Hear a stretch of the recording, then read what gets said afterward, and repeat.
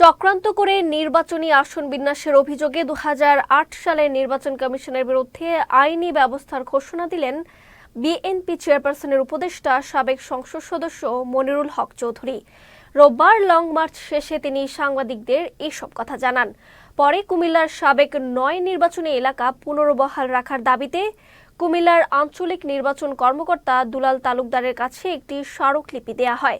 এ সময় উপস্থিত ছিলেন বিএনপি নেতা শাহ মোহাম্মদ সেলিম, ওবায়দুল কাদের মোহন, সাবেক কাউন্সিলর শাহ আলম ও খলিলুর রহমান মজুমদার সহ অন্যান্যরা।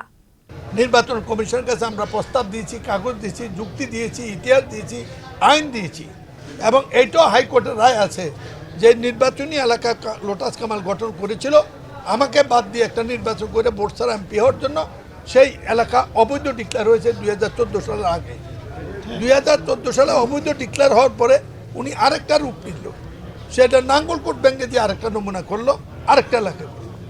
এই অবৈধ নির্বাচনী এলাকা স্থগিত রেখে একজন চিফ জাস্টিসকে শুনছি প্রভাবিত করে, ক্ষমতার জোরে প্রভাবিত করে পরবর্তী পর্যায়ে গত ২টা নির্বাচন চালিয়ে যায়, ওইটা স্থগিত রেখে।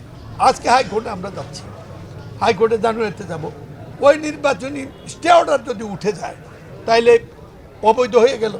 অবৈধ হলে 3বারের অবৈধ হলে 3বারের এমপি অবৈধ ডিক্লেয়ার হলে বিগত দিনের যে টাকা পয়সা যেগুলো সরকার থেকে এনে কই দেয় নাই, এর হিসাব কে দেবে? আসছে।